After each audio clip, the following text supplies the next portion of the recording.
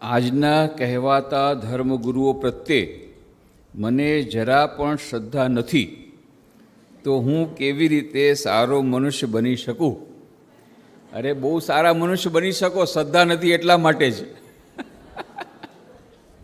Question है, मैं हिंदी में बोलता हूँ क्योंकि ऑनलाइन हो रहा है ना, सब ऑनलाइन में बहुत सारे देख रहे हैं पूरे देश से, तो क्योंकि नेशनल यूथ कन्वेंशन है तो मैं उसका हिंदी करता हूँ कि आज के सो कॉल्ड कहवाता सो कॉल्ड धर्मगुरु, धर्मगुरु नहीं, धर्मगुरु पर श्रद्धा है, सो कॉल्ड धर्मगुरु पर मुझे जरा भी श्रद्धा नहीं है, तो मैं अच्छा मनुष्य कैसे बन सकता हूँ? अरे भाई अवश्य अच्छा मनुष्य बन सकते हो, क्योंकि तुमको श्रद्धा नहीं है। क्यों? क्योंकि सो कॉल्ड धर्मगुरु पर श्रद्धा यदि हो गई तो मुश्किल है, बंठाधार। श्री रामकृष्ण देव कहते थे कि सो कॉल्ड धर्मगुरु पर विश्वास मत करो। बंगला में कहते थे भक्त हो भी बोका हो भी कहनो, बोले भक्त बनो, उसमें कोई हरकत नहीं है, पर मूर्ख मत बनो। कोई भी तुमको मूर्ख बना जाएगा और तुम मूर्ख बन जाओगे, वो ठीक नहीं है। और उदाहरण देते थे कि देखो बाहर के जो रूप ढंग से कभी अपने आप को धोखा में मत डालना, केवल बाहरी रूप से धोखे में मत चले जाना। कहानी बताते हैं, एक सोने चांदी की दुकान थी, उसमें 4 सेल्समैन थे। चारों सेल्समैन ने चादर पहन के रखी थी, हरे कृष्ण हरे राम वाली चादर रखी थी, पहन के रखी थी, और चारों भगवान का नाम ले रहे थे। एक बोल रहा था केशव केशव, दूसरा बोल रहा था गोपाल गोपाल, तीसरा बोल रहा था हरि हरि, चौथा बोल रहा था हर हर। तो सब लोग सोचते थे यह चारों लोग केवल भगवान का ही नाम ले रहे हैं, तो ये तो बहुत धार्मिक है, तो इसलिए यहाँ पर अपना सोना दे देते थे। श्री रामकृष्ण देव क्या कहते हैं? देखो बाहर के ढंग से प्रभावित मत हो, धोखा मत खाना। उनका सीक्रेट फार्मूला क्या है मालूम है? ये जो सीक्रेट है, रहस्य क्या है मालूम है? जो बोलता है ना केशव केशव केशव केशव, ये जो आए हैं वो सोना चांदी देने खरीदने के लिए कैसे हैं? दूसरा बोलता है गोपाल गोपाल, एकदम गोपाल जैसा भोला भट्ट है, भोला है, एकदम भोला भाला है। तो तीसरा फिर पूछता है हरि हरि, तो उसके गहनों को हरण कर लूं। चौथा बोलता हर हर, एकदम गहना ग्रहण करो, एकदम गोपाल है, कुछ पता नहीं पड़ेगा, भोला भाला आदमी। तो इस प्रकार से जो दुकान खोल के रखे हैं धर्म की, उनसे सावधान रहना चाहिए। और मनुष्य अच्छा बनने के लिए धर्म और आध्यात्मिकता दो में अंतर समझना चाहिए। आप कौन से धर्मगुरु के पास जाते हैं, कौन से धर्म स्थल पर जाते हैं, कौन से धर्म ग्रंथ को पढ़ते हैं, वो ज़्यादा महत्व का नहीं है। आपके अंतर में पवित्रता है, धैर्य है, आपके अंतर में दूसरों के प्रति सेवा की भावना है, श्रद्धा है, तो आप आध्यात्मिकता में बहुत आगे हैं। चाहे आप बाहर से किसी धर्मगुरु के पास जाते हो, कोई धर्म ग्रंथ का पाठ करते हो, कोई धर्मस्थल पर जाते हो कि नहीं, वो ज़्यादा महत्व का नहीं है। Inner development of SQ, spiritual intelligence, और ये सारा सारांश पूरा रिलीजन स्पिरिचुअलिटी का स्वामी विवेकानंद ने राजयोग के ग्रंथ में छोटे से पैराग्राफ में दे दिया है। क्या कहा? Each soul is potentially divine. The goal of human life is to manifest this divinity within by controlling nature, external and internal. Do this either by work, worship, psychic control or philosophy, by one or more or all of these, and be free. This is the whole of religion. Doctrines, dogmas, rituals, temples, churches, mosques are but second details. प्रत्येक मनुष्य में दिव्यता सुसुप्त रूप से विराजमान है। मनुष्य जीवन का लक्ष्य क्या है? गोल क्या है?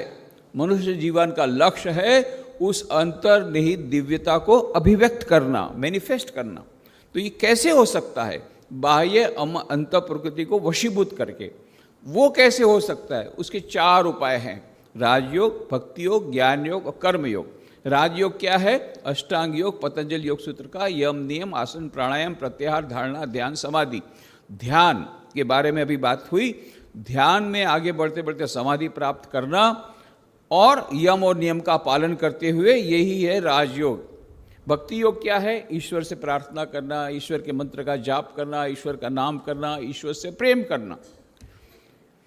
फिर ज्ञान योग क्या है? ज्ञान योग है हमारे सच्चे स्वरूप का ज्ञान प्राप्त करने के लिए श्रवण, मनन, निधि ध्यासन का सहारा लेना कि मैं कौन हूं। और चौथा है कर्म योग। जो कुछ भी काम हम करते हैं उसको हम उपासना के रूप में परिणत कर लें, कन्वर्टिंग वर्क इनटू वर्शिप। जो हमारा स्वधर्म है वो स्वधर्म को अच्छी तरह करें विद डेडिकेशन, विद डिवोशन, और साथ साथ में अनासक्ति पूर्वक यदि करते हैं तो वो कर्म कर्मयोग बन जाता है।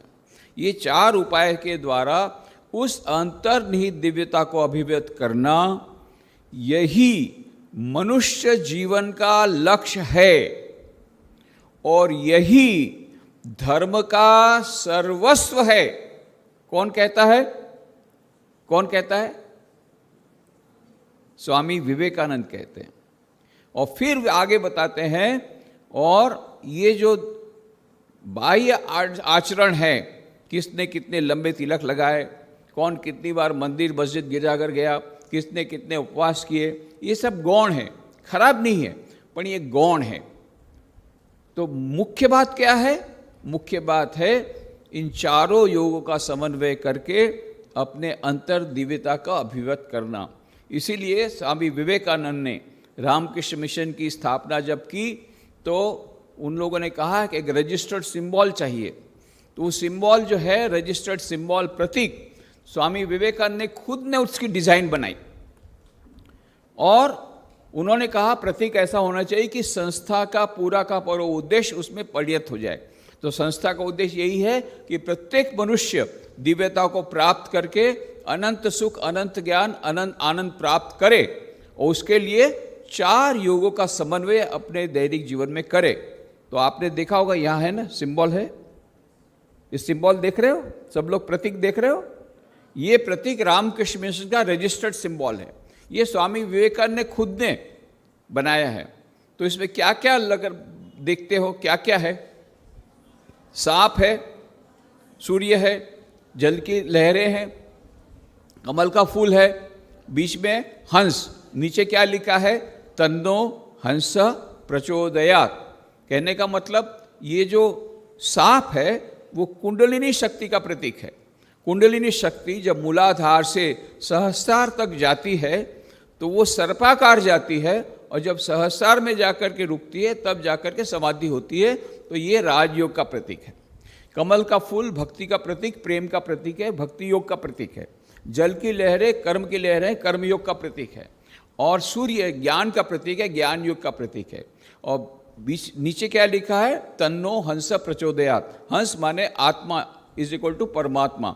इस प्रकार से परमात्मा के दर्शन होते हैं। कैसे होते हैं? 4 योगों का समन्वय करके। तो यह बात जो है वही धर्म का सर्वस्व है।